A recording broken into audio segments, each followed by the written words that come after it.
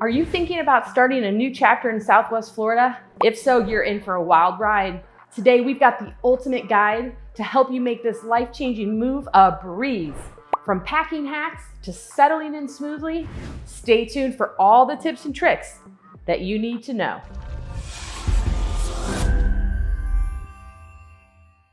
The first tip, you want to start early. Arguably the most important tip that we're going to share. You want to give yourself plenty of time to plan and to pack to keep everything smooth.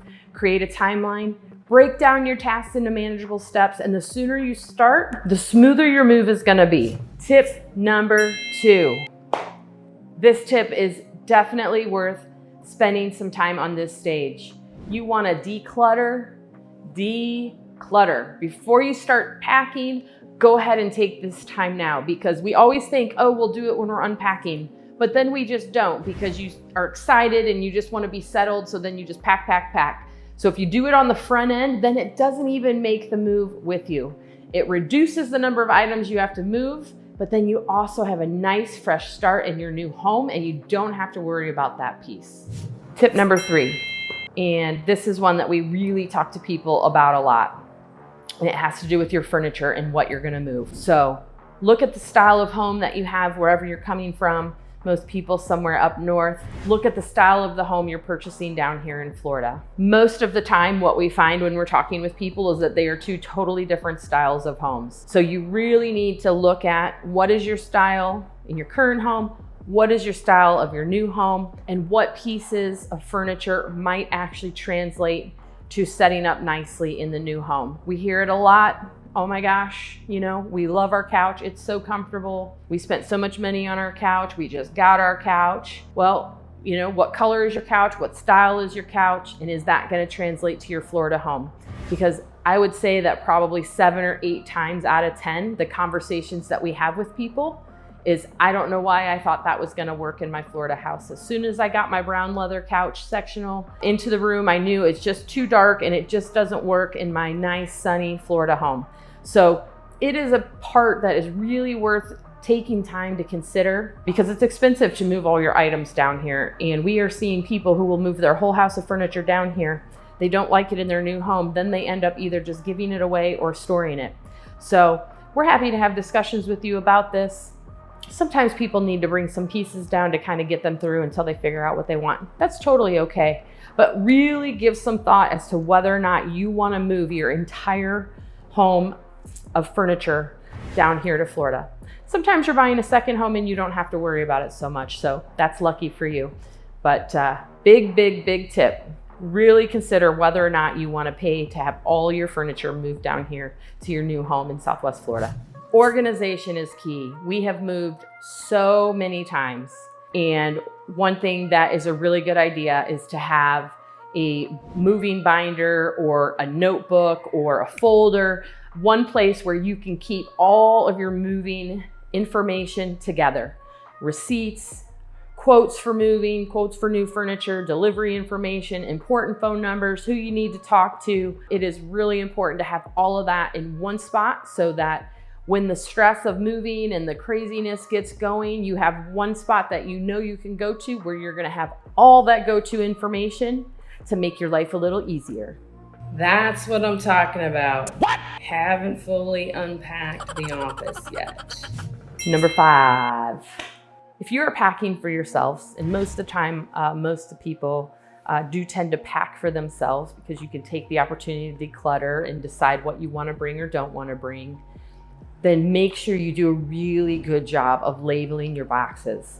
So you don't want to necessarily label them of what room it's coming from. What you want to think about is, what room will it be going to? Because whether you hire movers or you bribe friends and family to come and help you unload on the other end, want to make it as easy as possible for people who are moving boxes to know what room it is they're going to. So kitchen's pretty easy, label kitchen. So I go one step further, I will label actually what it is in the kitchen, so that when I get to the other end, when I'm looking for stuff, which it always happens, even though you prepare, I have an easier time finding it. So, kitchen plates, kitchen dishes, or I wouldn't say kitchen dishes, excuse me, I would say kitchen, drinking glasses, kitchen, wine glasses, whatever it might be. But I try to, label the room and then take it one step further and put an additional label of what is actually the contents of the book. It will make it so much better. And the reality is when you get to the other side, it also kind of helps you control your unpacking and settling in. If you know that there's a room that you don't need to get to right away and you can start focusing on other areas, then you can just easily set those boxes aside, stack them up somewhere because they're all labeled nice and neat. And then when it's time or you're ready to get to them, then you can get to them. Okay, tip 6. And this is an important one that you really want to remember. And maybe I should have talked about this before I talked about decluttering, but you want to make sure you pack an essentials bag. So this is kind of your transition bag while you're in between properties, your suitcase, if you will, like you're going on vacation. You've got all your toiletries, you've got clothes. Typically, we've got some transition time between packing up our old house and getting to our new house. Sometimes it's a couple days, sometimes it's a couple weeks, but anything that you're using on a daily basis, you want to make sure you have that put aside because it is really challenging when you've got a house full of boxes, even when they're labeled well, when you want something, and even if you can find it in the boxes and then actually opening it and finding it and unpacking a box when you're maybe not ready to unpack that box. So it's so much easier just to have your essentials packed for you, easily accessible, so you don't have to get into all your other stuff. We are on to tip number 7, and we've dipped our toe in this a little bit already, but if it's in your budget and if you can, it is so great to hire movers or people to help. These people do this every day, especially if you're moving furniture, because what they do is they will actually come in and they'll take apart the beds and they have a whole system and they know how to pack the truck. So if you're able, that is an awesome option. But for everyone, professional movers is not the way to go. So what we are really recommending a lot of people look into is the moving pods. So you maybe have seen them around town or you've maybe seen them on the road, but basically what happens is the company sets up a pod. They've got different sizes. They'll bring it and deliver it to your driveway, and then you can open it and you can just start loading it as you're getting going. So it's a really great option if you're kind of moving yourself, or maybe if you're not moving all of your furniture and don't feel like you need those professional movers, or maybe you're buying a home down here that's got furniture already or is turnkey. There's so many different options and availabilities based on what your specific situation is, but definitely check out the pods if you're not bringing everything with you. They are really, really easy. And you can still hire movers to help you load those pods, unload those pods, or you can bribe your friends and family. So many different options. But basically, once they're loaded, the company will come pick them up, and then they will drive them down and drop them off at your other location. And then you have a specific time frame where available to you based on what your quote is on how long you have to unload it. And then they'll come and they'll take it away. So there's so many different options available to us now when we're moving. So you don't just have to think, oh, I have to hire a professional moving company. I mean, maybe you want to, depends on how much you're moving, but maybe you don't. So definitely look into all the different options available, and either way, you're going to want help on both ends. All right, last tip, tip number 8. So you definitely want to notify all the important parties that might have something on either side of that move. Changing your utilities, putting your change of address through the post office if you're moving full-time. If you're not moving full-time, then they've got different setups for how long they'll hold your mail, forward your mail, but you're going to want to go to the post office, work through that stuff. You can do a lot of it online now.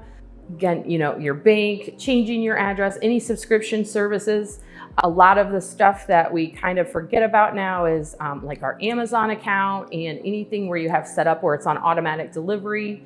We're often having to contact either sellers or buyers who have come in to say, oh my gosh, there's an Amazon package coming. They didn't get their address changed yet, which is no big deal. But just kind of making a list of all of those different places where you have your address stored, and make sure that you're contacting all sides so that you don't miss out on anything important.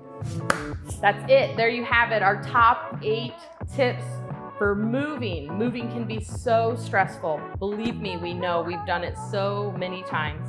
But with careful planning and a little bit of organization and keeping a positive mindset about being excited about what's to come, you can have a smooth and exciting transition. We hope you found these tips helpful. Please give us a thumbs up. You can definitely subscribe to our channel to learn more content about moving to and living in Southwest Florida. And if you have any tips that we forgot, please share them in the comments below and share the wealth with everyone else. You can always reach us directly at 239-776-6872 via text, phone call. You can find us on social media, and we want to know, in addition to what tips do you have about moving, what questions do you have about moving to and living in Southwest Florida? Because we want to help you live joy just like we do every day. And now my love for you is so strong.